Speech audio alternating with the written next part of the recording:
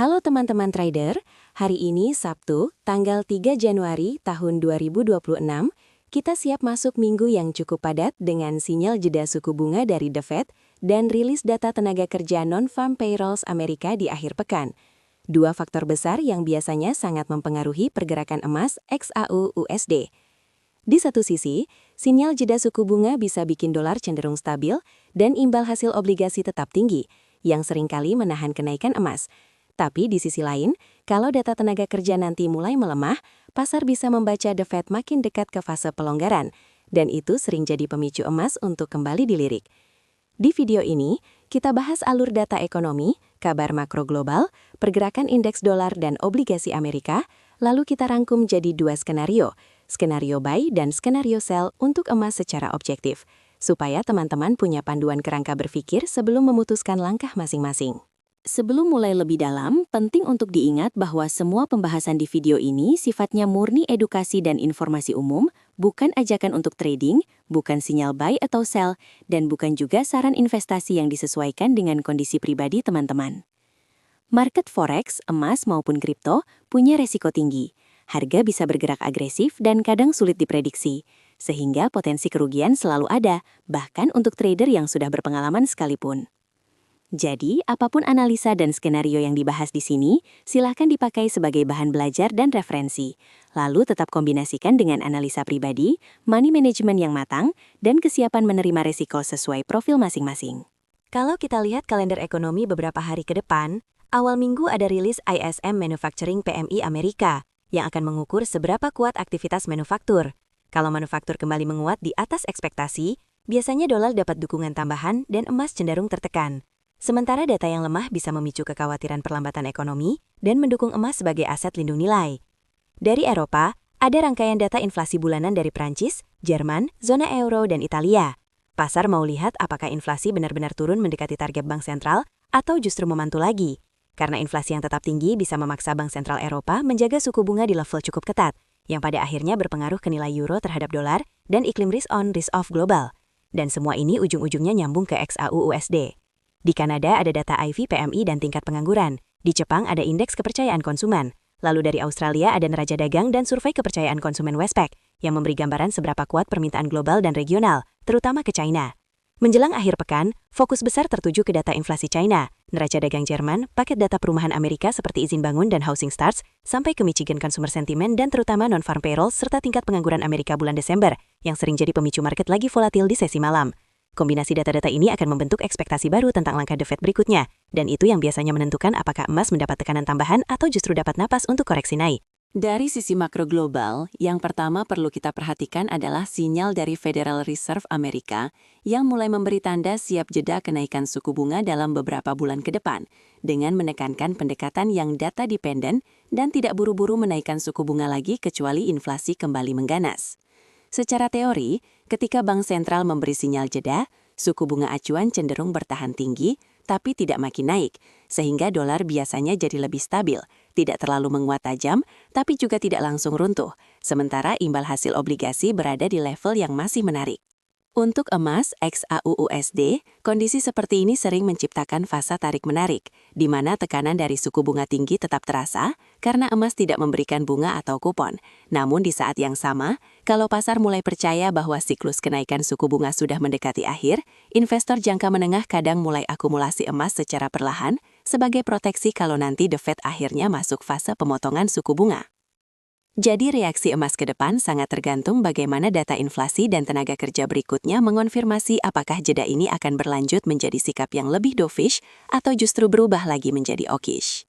Narasi kedua datang dari kondisi pasar tenaga kerja Amerika yang sampai laporan terakhir masih cukup tangguh, dengan tingkat pengangguran turun di bawah perkiraan pasar dan penciptaan lapangan kerja yang solid di sektor-sektor seperti leisure, hospitality, dan manufaktur.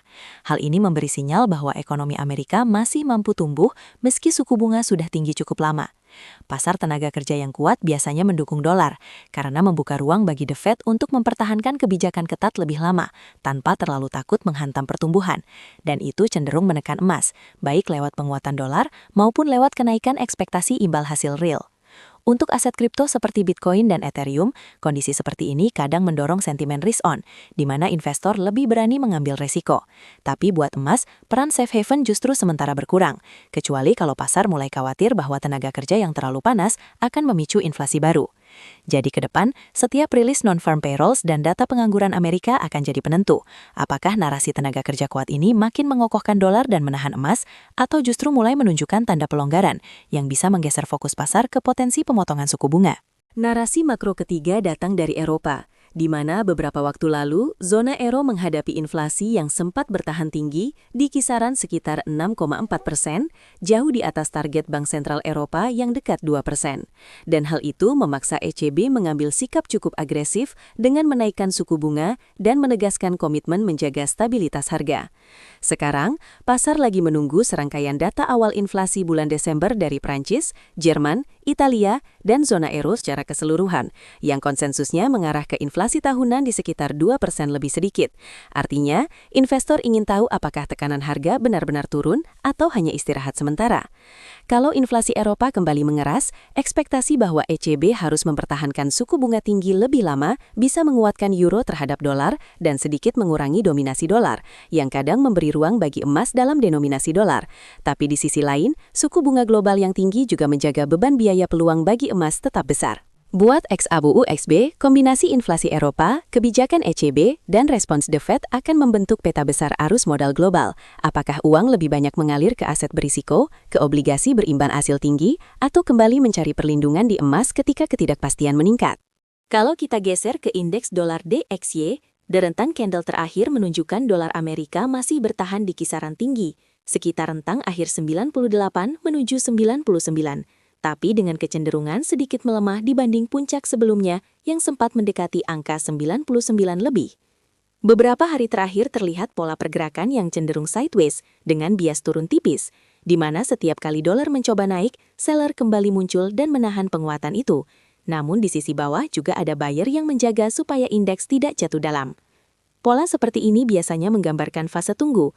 Pasar menahan nafas sambil menunggu data besar seperti PMI, inflasi, dan non-farm payrolls berikutnya, sehingga kapan saja bisa berubah jadi pergerakan yang lebih agresif kalau ada data yang mengejutkan.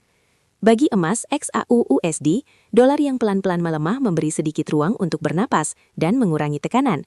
Tapi karena posisi DXY masih di level relatif tinggi, tekanan masih terasa dan potensi perubahan sentimen tetap besar jika dolar tiba-tiba menguat lagi setelah rilis data penting. Sekarang kita lihat imbal hasil obligasi pemerintah Amerika tenor 10 tahun.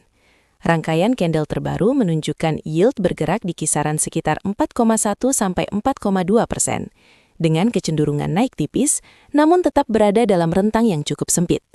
Artinya, pasar obligasi masih menunggu pemicu baru dari data dan kebijakan bank sentral. Secara sederhana, bisa dibayangkan seperti ini. Ketika memegang obligasi 10 tahun, investor mendapat kupon sekitar 4% lebih per tahun, sedangkan emas tidak memberikan bunga sama sekali. Jadi, selama yield obligasi berada di level cukup tinggi, biaya peluang untuk memegang emas semakin besar, dan itu biasanya menekan minat jangka menengah ke logam mulia. Namun, kenaikan yield yang hanya tipis dan cenderung sideways menunjukkan bahwa pasar belum sepenuhnya yakin apakah The Fed akan lanjut mengetatkan atau justru mulai melunak beberapa bulan ke depan. Sehingga emas kadang masih digunakan sebagai diversifikasi untuk berjaga-jaga jika nanti yield berbalik turun tajam karena ekspektasi pemotongan suku bunga atau kekhawatiran resesi. Buat trader emas, memantau arah imbal hasil 10 tahun ini penting, karena setiap kali yield menembus naik agresif, tekanan ke XAUUSD biasanya ikut menguat. Sementara ketika yield mulai turun konsisten, emas sering mendapat dorongan tambahan. Dari sisi teknikal XAUUSD, harga saat ini bergerak di sekitar area 4.300, setelah sebelumnya sempat turun menekan low baru di kisaran 4.310 sampai 4.314, dan kemudian dipantulkan, membentuk candle bullish kecil di dekat batas bawah Bollinger Band. Kondisi ini sejalan dengan indikator RSI 7 yang sudah masuk zona oversold cukup dalam di sekitar level 9. Sementara RSI 14 masih berada di area mendekati netral sekitar 49. Jadi penurunan jangka pendek terlihat mulai kelelahan, tapi tren besarnya belum benar-benar berbalik. Dengan volatilitas harian yang tercermin dari ATR sekitar 59 poin, market lagi volatil, dan ruang gerak harian emas relatif lebar, sehingga area teknikal perlu dipandang sebagai zona reaksi, bukan angka mati. Untuk skenario buy, banyak trader biasanya akan melihat area bawah di sekitar 4.210 sebagai patokan batas invalidasi. Selama harga bertahan di atas zona tersebut dan terus menghormati pantulan dari lower Bollinger Band, potensi lanjutan koreksi naik ke area 4.385, lalu ke sekitar 4.450, bahkan sampai ke kisaran 4.550 yang berdekatan dengan middle dan upper Bollinger Band, serta area konsolidasi sebelumnya, tetap terbuka selama tidak ada penolakan kuat dari seller. Sementara untuk skenario sell, fokus biasanya baru mulai menguat kalau harga berkali-kali gagal menembus dan bertahan di atas area 4.385 atau 4.450 dan muncul reaksi bearish yang tegas, atau jika justru terjadi penembusan bersih ke bawah zona 4.200 dengan volume kuat. Kondisi seperti itu bisa membuka ruang bagi kelanjutan tren turun dengan harga berpotensi bergerak agresif menjemput low-low sebelumnya. Semua level ini hanyalah panduan area teknikal, bukan ajakan untuk masuk market. Jadi silahkan teman-teman sesuaikan dengan gaya trading, time frame, dan toleransi resiko masing-masing. Sebagai penutup, sekali lagi perlu saya tekankan bahwa seluruh pembahasan data ekonomi, berita makro, pergerakan indeks dolar, obligasi, dan skenario teknikal XAUUSD di video ini hanya untuk tujuan edukasi dan menambah wawasan, bukan merupakan rekomendasi keuangan, bukan ajakan untuk menerapkan skenario buy maupun skenario sell tertentu, dan tidak menjamin hasil apapun di market. Keputusan trading sepenuhnya ada di tangan teman-teman sendiri, termasuk soal kapan masuk dan keluar, berapa besar risiko per transaksi, dan apakah analisa ini cocok dengan rencana pribadi atau tidak. Pastikan selalu menggunakan dana yang siap berisiko dan tetap disiplin dengan money management.